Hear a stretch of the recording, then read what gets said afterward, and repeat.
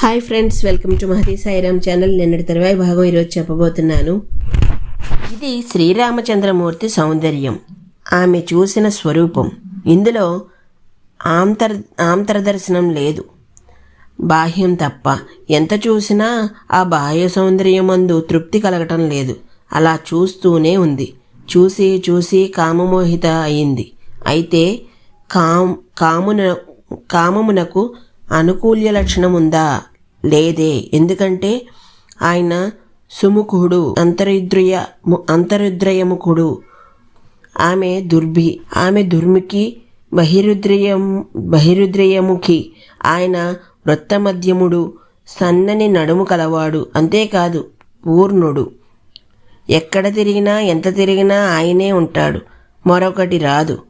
ఆమె మహోదరి, క్షుధాలవాలమైన పట్టగలది, అంటే కేవలం అన్నమయ కోసమైనది. ఆయన విశాలాక్షుడు, తన అనుగ్రహాన్ని పొందదగిన వారిపై తన చూపును తానే పరపి తన వద్దకు తెచ్చుకునేవాడు. ఆమె విరూపాక్షి, తన కన్నులను తన పొట్ట నింపుకొనుటకు మాత్రమే ప్రసరింపజేసేది. ఆయన సుకేసి, బ్రహ్మ రుద్రాత్మక స్వరూపము, అందమైన జుట్టు కలవాడు. ఆమె తామ్రమూర్ధజ, ఎర్రని రంగు గల జుట్టు మాత్రమే కలది. ఆయన ప్రీతిరూపుడు, సర్వసృష్టి యొక్క కళ్యాణవాంఛ కలవాడు. ఆమె విరూప, కేవలం ఉపాధి భావం మాత్రమే కలది. ఆయన సుస్వరుడు, వేదస్వరం అయినవాడు. ఆమెది భైరవస్వరం, తాంత్రికమైన స్వరం కలది. ఆయన తరుణుడు, నిత్య యవ్వనుడు, బాల్య రజాదులు లేనివాడు. ఆమె వృద్ధ జీర్ణత్వ లక్షణం కలది. ఆయన దక్షిణుడు, సర్వసృష్టి రక్షణ సామర్థ్యం కలవాడు. ఆమె వామభాషిణి, అట్టి సామర్థ్యమున్నట్లు భావించుకొని భాషించున్నది. ఆయన న్యాయవృత్తుడు, తాను కల్పించిన సృష్టి మర్యాదలకు తానే లొంగి ప్రవర్తించువాడు. ఆమె సుదుర్యుక్త, ఏ మర్యాదలు లేని స్వేచ్ఛాచారిణి. ఆయన ప్రియదర్శనుడు, ఎంతకాలము ఎన్ని రోజులు చూసినా చూడాలనిపించేవాడు.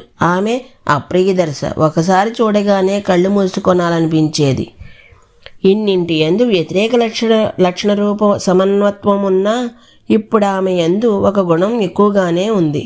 అదే శరీర రజం, అంటే మన్మదావేశం. పరమాత్మ యందది లేదు. 10 లక్షణములు ఇద్దరి యందు వ్యతిరేక లక్షణంగా సమానత్వాన్ని పొంది ఉన్న 11వ లక్షణం ఒకటి ఆమె యందు ఎక్కువగా ఉంది. అది కామము.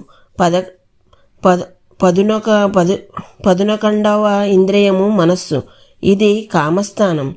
ఈ ఎక్కువ దాన్ని పరమాత్మ యందు హోమం చేయాలి. మమ స్వాహ మమ స్వాహేతి అని హోమం చేస్తారు.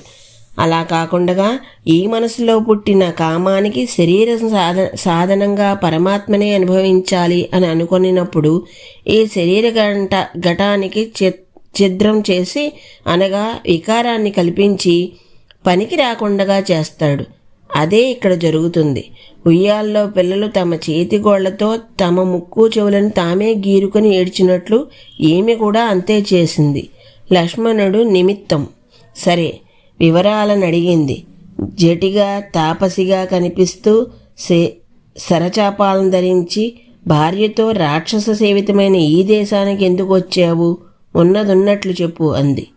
పాపం, ఆయన రుజుబుద్ధితో చెప్పడం మొదలుపెట్టాడు. చెప్పేదాన్ని నమ్ముతోందో లేదో అని పాపం ప్రమాణం చేసి, రాముడెప్పుడు అబద్ధమాడడు, ఇది రాముని విధివాక్యం. అందున ఆశ్రమవాసుల ముందు, ఆడవాళ్ల ముందు అస్సలు అసత్యమాడడు.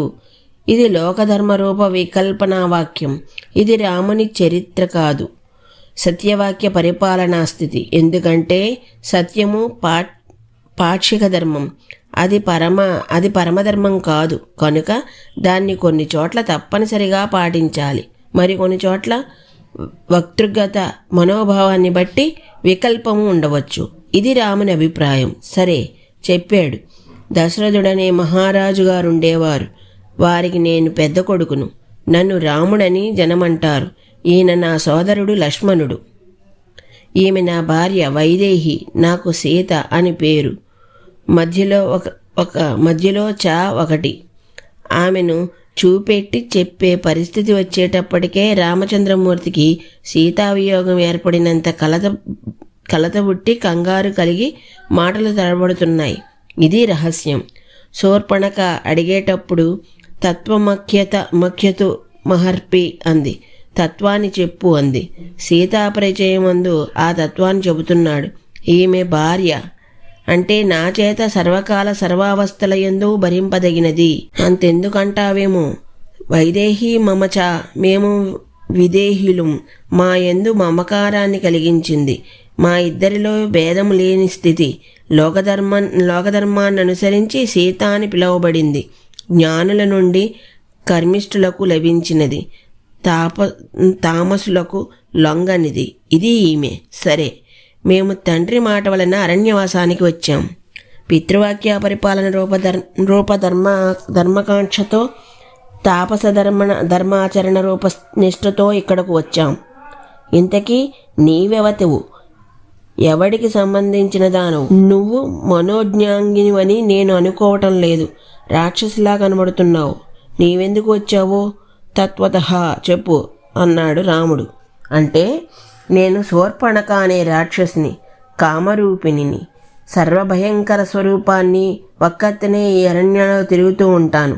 రాక్షసేశ్వరుడు, బలవంతుడు, విశ్రవసుపుత్రుడు అయిన రావణుడు నా అన్న. పడుకునే కొలది పడుకొనాలని అనిపించే స్థితి కలవాడు మా అన్న కుంభకర్ణుడు, మహాబలవంతుడు. ఇంకొక అన్న ఉన్నాడు, విభీషణుడు. వాడు ధర్మాత్ముడు, రాక్షస చేష్టతాలు లేనివాడు. ఇంకొక 2 సోదరులున్నారు, యుద్ధమందు ప్రఖ్యాత వీరులు, కరదూషణులు. నేను వారందరినీ దాటి అపూర్వమైన నీ దర్శనం వలన పురుషోత్తముడు అయిన నిన్ను మనసులో భర్తగా పొందాను. అనిర్వచనీయ మహాస్వరూపమనే భావన మనసునకు తడుతుంది, కానీ నిలువక అజ్ఞానంలో నేను మహా ప్రభావంతురాలను, స్వేచ్ఛాబలం కలదానిని అని అనిపిస్తుంది. ఈ అహంకారం ద్వేషంగా పరిణమించి చాలా కాలం నాకు భర్తగా ఉండు. చాలా కాలం అంటే నీ యందు ప్రేమ తగ్గి ఆకలి వేసినప్పుడు నేను నిన్ను తినే వరకు. ఇది ప్రేమ. రావణ ప్రేమ ఇలాగే ఉంటుంది. ఈ రాక్షస ప్రేమలో ప్రకృతి వికృతిలా కనిపిస్తుంది. అందుకని సీత కంటే నేను నీకు అనురూపమని అంటుంది. తన లక్షణాన్ని ఆమె యంద ఆరోపిస్తుంది. నీ సోదరునితో కలిపి ఈమెను తినేస్తాను. ఆ తరువాత ఈ పర్వత శృంగాలను, వనాలను చూస్తూ నాతో కలిసి తిరుగుతూ ఉందువు గాని అని ఆమె ఇష్టం వచ్చినట్లు మాట్లాడుతోంది. మత్తెక్కిన చూపులతో మాట్లాడుతోంది. అటువంటి శూర్పణఖను చూసి నవ్వి రాముడు అంటున్నాడు, నేను భార్య కలవాడిని. నా భార్య ఇక్కడే ఉంది. భార్య కలవాడిని పొందిన స్త్రీలకు సవతుల వలన దుఃఖమే వస్తుంది. మా తమ్ముడు మంచివాడు, చూడు ముచ్చటైనవాడు, భార్య దగ్గర లేని వీర్యవంతుడు. వాడు నీకు అనురూపుడు. వాడిని సేవించు. అది కామమోహిత, ఒకే పురుషుణ్ణి ఆరాధించినది కాదు. అందుకని సరే అంది. లక్ష్మణుని దగ్గరకు వెళ్ళింది. ఎవరిని చంపి తినేస్తానన్నదో వానితో మాట్లాడుతున్నది. నీ రూపానికి తగిన దాన్ని నాతో కలిసి దండకంలో విహరించు అంటే లక్ష్మణుడు, దాసునికి భార్యవై దాసిత్వాన్ని పొందుతావా? నీవు కమలవర్ణివి, అమలవర్ణినివి, విశాలాక్షివి. నీవు రామునికే భార్యవు కాగలదానివి కనుక ఆవిడను వదిలిపెట్టి నిన్నే సేవిస్తాడు. శూర్పణఖ సీతాదేవిని తిరస్కరిస్తూ అన్న మాటలనే లక్ష్మణుడు అంటున్నాడు. ఎలాంటిది? విరూప, త్రిలోక సుందరి, విశిష్టారూప సౌందర్యం వలన అసతి, పరమ పతివ్రత అనగా ఇంతకంటే పతివ్రత కనబడనిది, కరాళ, ఉన్నత స్థితి కలది, నిర్ణతోదరి, తాను మధ్య అయినది, వృద్ధ, జానశీలము గల గుణవృద్ధురాలు.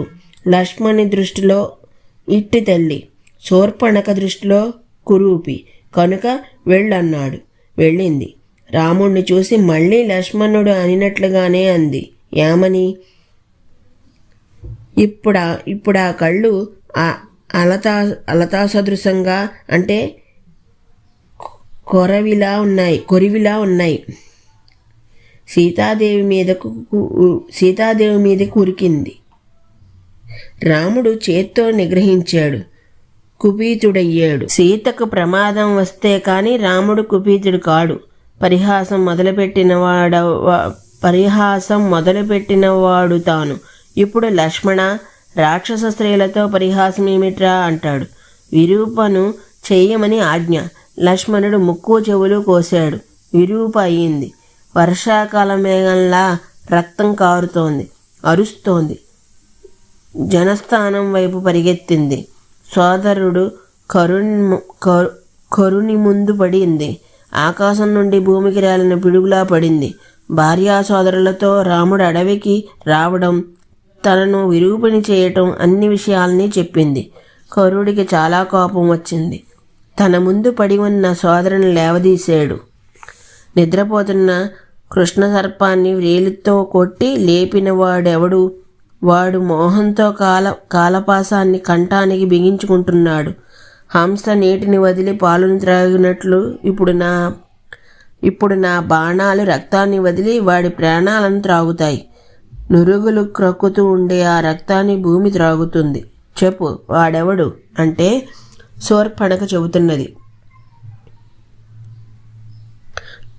శూర్పణఖ రామలక్ష్మణులను చూచిన తీరు, తత్వతః చూసిన తీరు,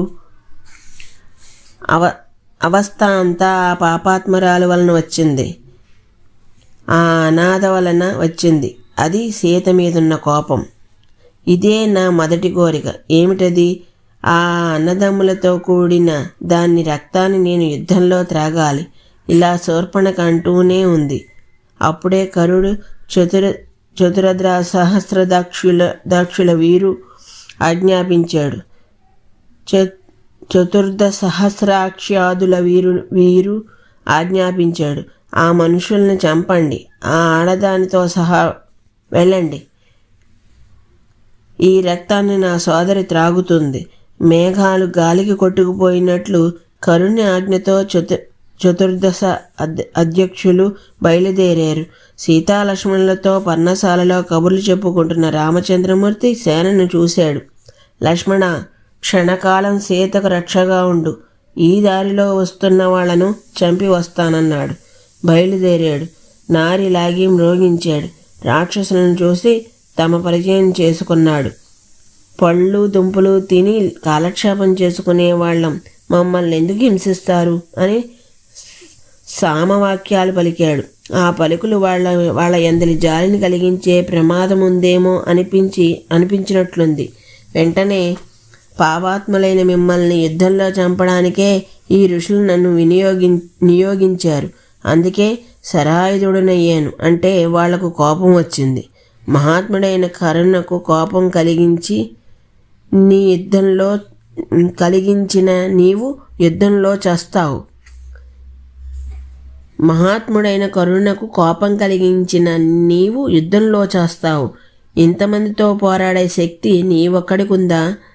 మా ముందు యుద్ధంలో నిలవగలవా అంటూనే శూలాలను విడిచిపెట్టడం మొదలుపెట్టారు. రాముడు మధ్యలోనే వాటిని ఛేదిస్తున్నాడు. చివరకు అగ్నిజ్వాలల వంటి వ్రజ సదృశ బాణాలతో 14 మంది కూలిపోయారు. ఈ దారుణ సంఘటన శూర్పణఖ చూసింది. కోపం వచ్చింది, భయపడిపోయింది. పెద్దగా రోదిస్తూ కరుడు దగ్గరకు వచ్చి దెబ్బతిన్న తీగలా పడిపోయింది. ఎందుకు ఏడుస్తావు? నీ ప్రీతి కొరకు 14 మంది మహాయోధులు పంపించాను కదా. వాళ్ళు నా భక్తులు, అనురక్తులు. నేనేం చెబితే అది చేసేవాళ్ళు. ఏం జరిగింది?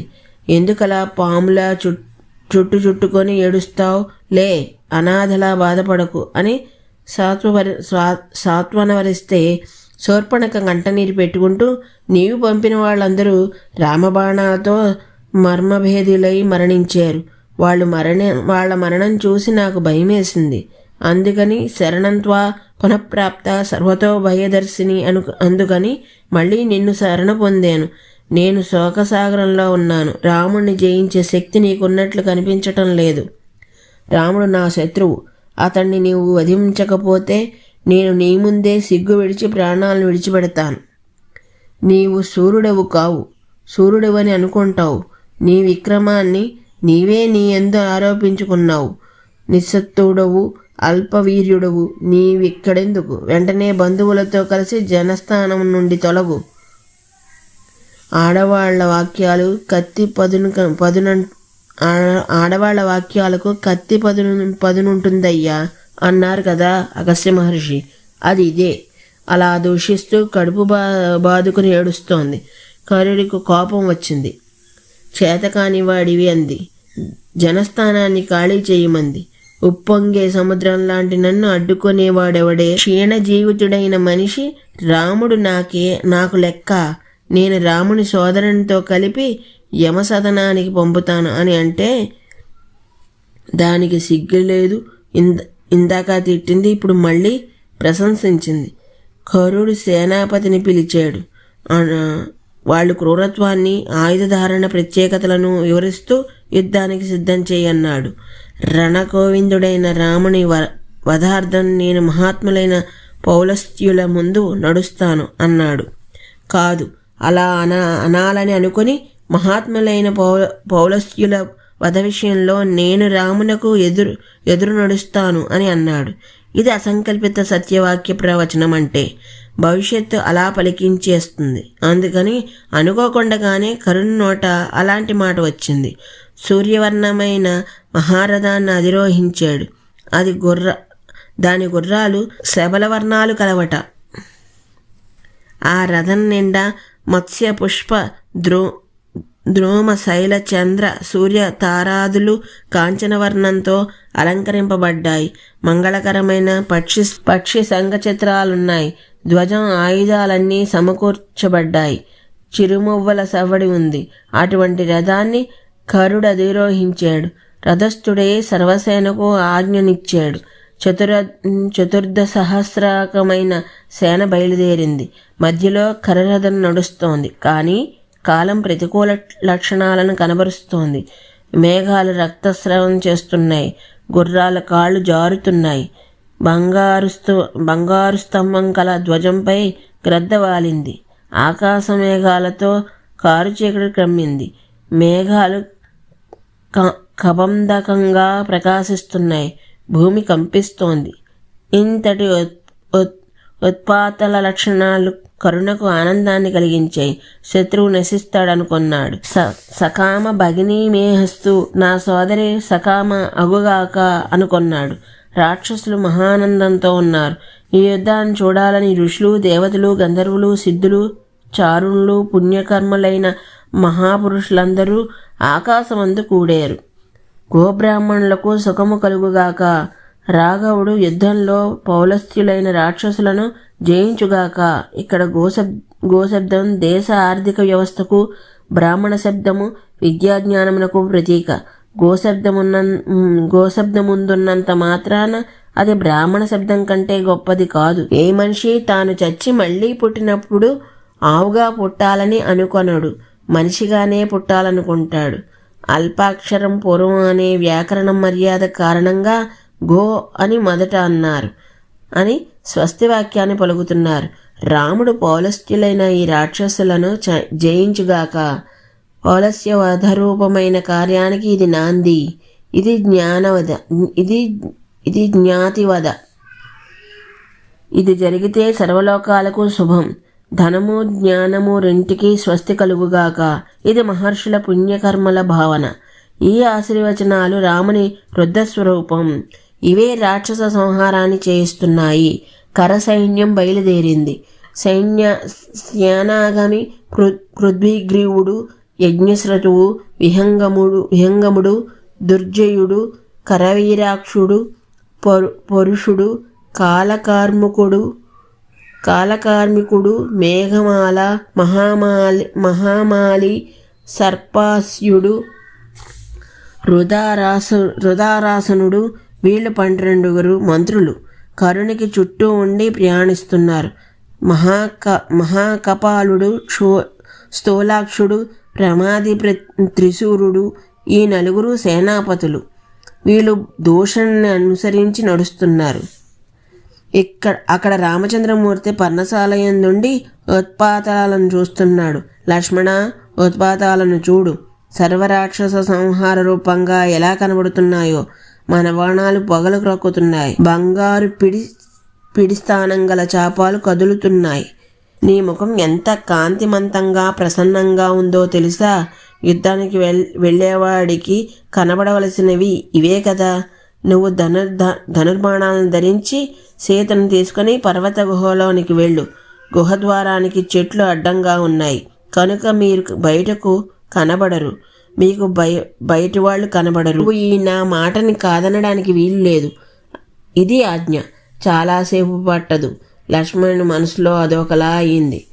నీవు సూర్యుడవు, బలవంతుడవు, వీళ్లను నీవు చంపగలవు, సంశయం లేదు. కానీ రాక్షసులందరినీ నేనే చంపాలని అనుకుంటున్నానన్నాడు. లక్ష్మణుడు అంగీకరించాడు. సీతను తీసుకుని సరచాపాలతో గుహలోకి వెళ్ళాడు. రాముని అంద ఆవహించిన రుద్రాంశను దాని విశ్వరూప ప్రకటన విధానాన్ని చూడటానికి సీతాలక్ష్మణులు తగరు.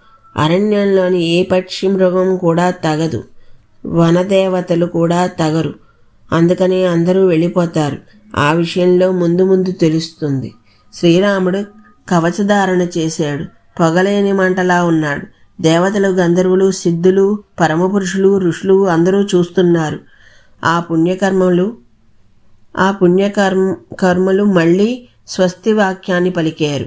ఈ జయం పౌలస్త జయం. అందుకని అందరికీ ఆతృత, సంశయాలు. 14,000 మహారాక్షస సైన్యాన్ని రాముడొక్కడే ఎలా చంపగలడు? సంగ్రామ భూమి మొనలో నిలబడిన ఆనాటి శ్రీరామ స్వరూపాన్ని చూసి సర్వప్రాణులు భయపడిపోయాయి. మహాక్రోధంతో పినాకిని చేతబట్టిన రుద్రుడై ఉన్నాడు. ఆనాటి రూపానికి సాటి లేదు. అది అభిన్నమైన రూపం. అందుకనే స్కాందపురాణం ఈ రుద్రాభిన్న రామస్వరూపాన్ని అనివర్జించింది. షోడశబాహువై కనబడుతున్నాడు. జయలక్ష్మి గంగాదేవులతో కనబడుతున్నాడు. రాక్షసుల యొక్క సింహనాదాల దుందుబిధనులు ఆకాశాన్ని శబ్దపూరం చేస్తున్నాయి. ఆ శబ్దాలకు భయపడి స్వపదాదులతో సహా సర్వ అరణ్య ప్రాణులు దూరంగా పారిపోయాయి. రామచంద్రమూర్తి రణపండితుడై ఒకసారి కరసైన్యాన్ని తన కళ్ళతో చూశాడు. ఇది రుద్రదృష్టి. ధనస్సుకు నారిని తగిలించాడు. అమ్ముల పొద నుండి బాణాలను తీశాడు. క్రోధాన్ని తెచ్చుకున్నాడు. సరసంధానం చేశాడు. ప్రళయాగ్నిలా కోపంతో మండిపోతున్న ఆ తేజస్వరూపాన్ని చూసిన దేవతలు పారిపోయారు. ఇప్పుడు ఆ యుద్ధభూమిలో సీతాలక్ష్మణులు లేరు, వన్యప్రాణులు లేవు, వనదేవతలు లేరు. ఆ రామస్వరూపాన్ని, రుద్ర విశ్వరూపాన్ని చూసి మరణింపవలసిన వాళ్ళు మాత్రమే ఉన్నారు. ఈరోజుకి ఎక్కడ తాపుతున్నాను, మిగతాది రేపు చెప్తాను. అంతవరకు ధన్యవాదాలు.